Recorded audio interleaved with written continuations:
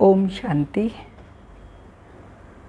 15/7/2024 के साकार अनमोल धारणा युक्त मधुर महावाक्य हैं। मीठे बच्चे, देही अभिमान आसुरी करैक्टर है, उसे बदल दैवी करैक्टर्स धारण करो तो रावण की जेल से छूट जाएंगे। क्वेश्चन: हर एक आत्मा अपने पाप कर्मों की सज़ा कैसे भोगती है? उससे बचने का साधन क्या है? दोनों बातें हैं, कैसे वो भोगती हैं उन पाप कर्मों का हिसाब किताब, और बचने का साधन क्या है। आंसर है, हर एक अपने पापों की सज़ा एक तो गर्भ जेल में भोगती है, दूसरा रावण की जेल में। अनेक प्रकार के दुख उठाते हैं। बाबा आया है तुम बच्चों को इन जेलों से छुड़ाने, इनसे बचने के लिए सिविलाइज बनो। ओम शांति। ड्रामा के प्लान अनुसार बाप बैठ समझाते हैं, बाप ही आकर रावण की जेल से छुड़ाते हैं, क्योंकि सब क्रिमिनल पापात्माएं हैं। सारी दुनिया के मनुष्य मात्र क्रिमिनल होने के कारण रावण की जेल में हैं। फिर जब शरीर छोड़ते हैं तो भी गर्भ जेल में जाते हैं, तो बाप आकर दोनों जेल से छुड़ाते हैं। फिर तुम आधा कल्प रावण की जेल में भी नहीं और गर्भ जेल में भी नहीं जाएंगे।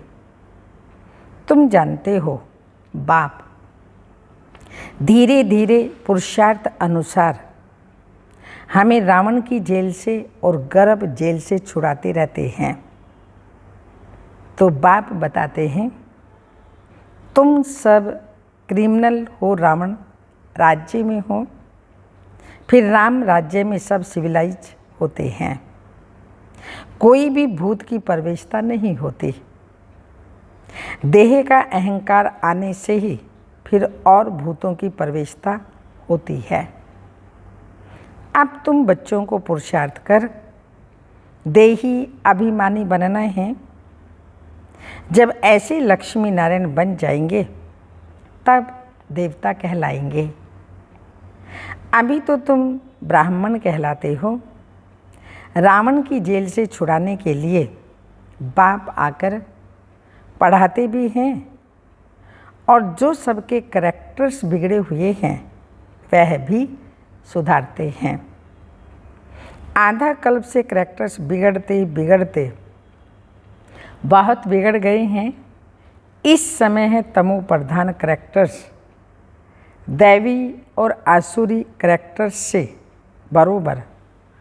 दैवी और आसुरी करैक्टर में बरोबर रात दिन का फर्क है। तो बाप समझाते हैं, अब पुरुषार्थ कर अपना दैवी करैक्टर बनाना है, तब ही आसुरी करैक्टर्स से छूटते जाएंगे। आसुरी करैक्टर्स में देह अभिमान है नंबर 1। देही अभिमानी के करैक्टर्स कभी बिगड़ते नहीं हैं। सारा मदार करैक्टर्स पर है। देवताओं का करैक्टर्स कैसे बिगड़ता है? जब वे वाम मार्ग में जाते हैं अर्थात विकारी बनते हैं, तब करैक्टर्स बिगड़ते हैं। जगन्नाथ के मंदिर में ऐसे चित्र दिखाए हैं वाम मार्ग के। यह तो बहुत वर्षों का पुराना मंदिर है। ड्रेस आदि देवताओं की ही है। दिखाते हैं देवताएं वाम मार्ग में कैसे जाते हैं। तो पहली ही क्रिमिनल आई है, यह काम चिता पर चढ़ते हैं, फिर रंग बदलते बदलते बिल्कुल काले बन जाते हैं। तो पहले गोल्डन एज है, संपूर्ण गोरे। फिर 2 कला कम हो जाती हैं, त्रेता को स्वर्ग कहेंगे। वह है सेमी स्वर्ग। तो बाप ने समझाया है, रावण के आने से ही तुम्हारे ऊपर कट चढ़ना शुरू होती है। पूरे क्रिमिनल बन अंत में बनते हैं। अभी 100% क्रिमिनल कहेंगे, 100% वाइसलेस थे, फिर 100% विशिष्ट बने हैं। अब बाप कहते हैं सुधरते जाओ। ये रावण का जेल बहुत बड़ा है। सबकी क्रिमिनल आइस कहेंगे, सब क्रिमिनल बन गए हैं, क्योंकि रावण के राज्य में है ना, राम राज्य और रावण राज्य का तो उनको पता ही नहीं है। अभी तुम पुरुषार्थ कर रहे हो राम राज्य में जाने के लिए। सतयुग तो कोई बना नहीं है, संपूर्ण अभी कोई बना नहीं, कोई फर्स्ट, कोई सेकंड, कोई थर्ड में है। अब बाप पढ़ाते हैं, कहते हैं दैवी गुण धारण करो। बाबा ही आकर के दैवी गुण धारण कराते हैं। देह अभिमान तो सब में है। जितना जितना तुम सर्विस में लगे रहेंगे उतना देह अभिमान कम होता जाएगा। सर्विस करने से ही देह अभिमान कम होगा। देही अभिमानी बड़ी बड़ी सर्विस करेंगे। बाबा देही अभिमानी हैं तो कितनी अच्छी सर्विस करते हैं। सभी की क्रिमिनल आई अर्थात रावण की जेल से छुड़ाई सदगति प्राप्त करा देते हैं। वहाँ फिर दोनों जेल नहीं होंगी, यहाँ डबल जेल है। सतयुग में ना कोर्ट है, ना पापात्माएं हैं, ना तो रावण की जेल ही है। रावण है ही बेहद की जेल वाला। सभी 5 विकारों की रस्सियों में बंधे हुए हैं। अपरम अपार दुख है।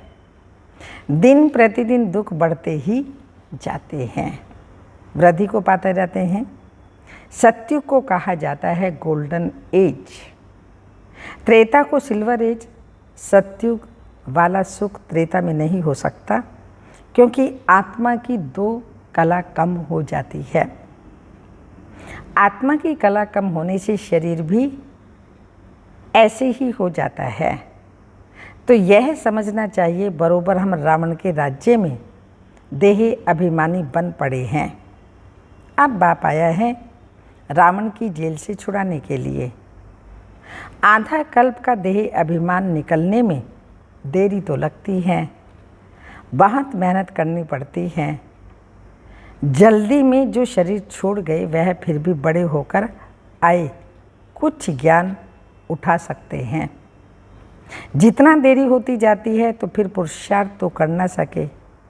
कोई मरे फिर आकर पुरुषार्थ करे, सो तो जब ऑर्गन्स बड़े होना, समझदार हों तब कुछ कर भी तो सके।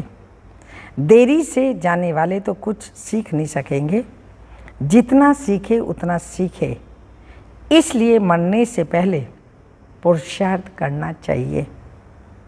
जितना हो सके इस तरफ आने की कोशिश ज़रूर करेंगे। इस हालत में बहुत आएंगे। झाड़ वृद्धि को पाएगा। समझानी तो बहुत सहज है। बॉम्बे में बाप का परिचय देने के लिए चांस बहुत अच्छा है। ये हम सबका बाप है। बाप से वर्षा तो ज़रूर स्वर्ग का ही चाहिए ना। कितना सहज है। दिल अंदर गदगद होनी चाहिए। यह हमको पढ़ाने वाला है। ये हमारी ऑब्जेक्ट है।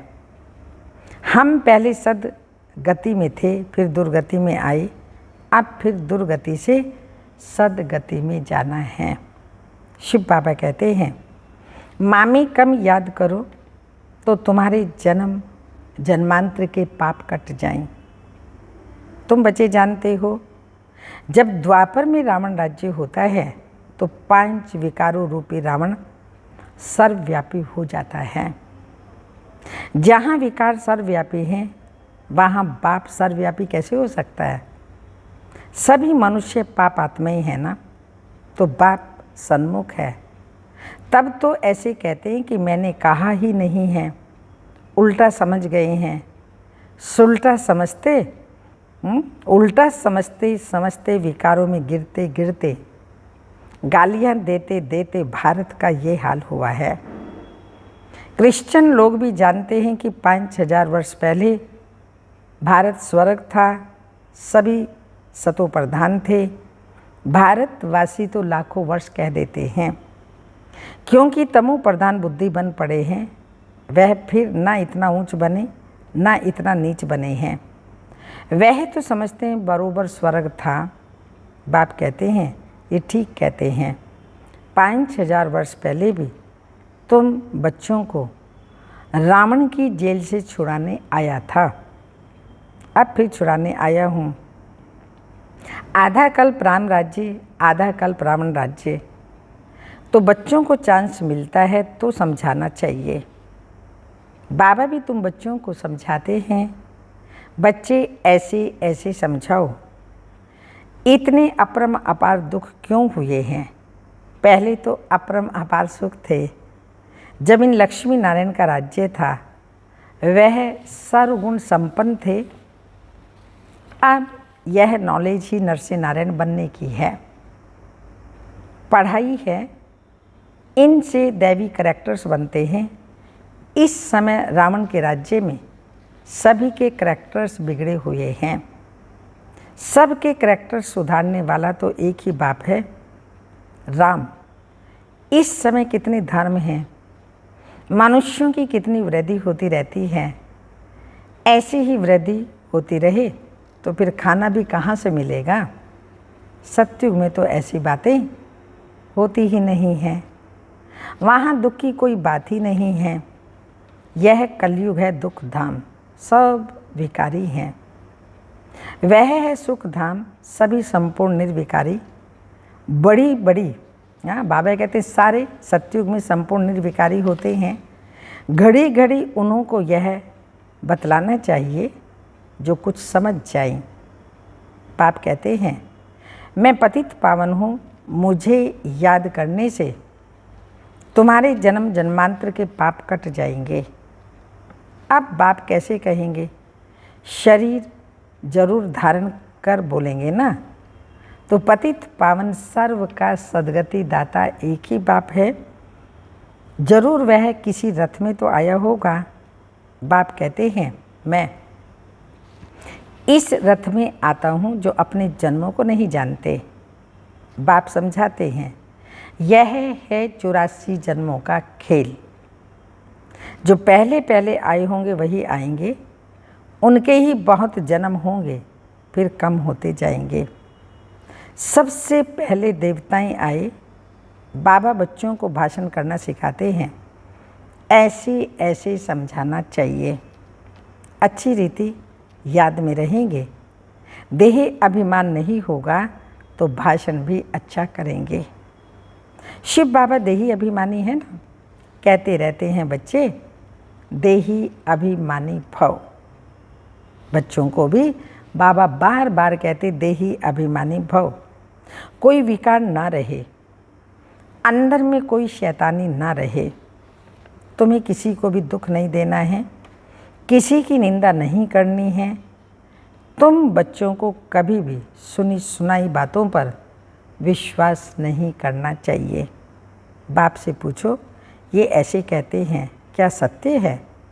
तो बाबा बता देंगे।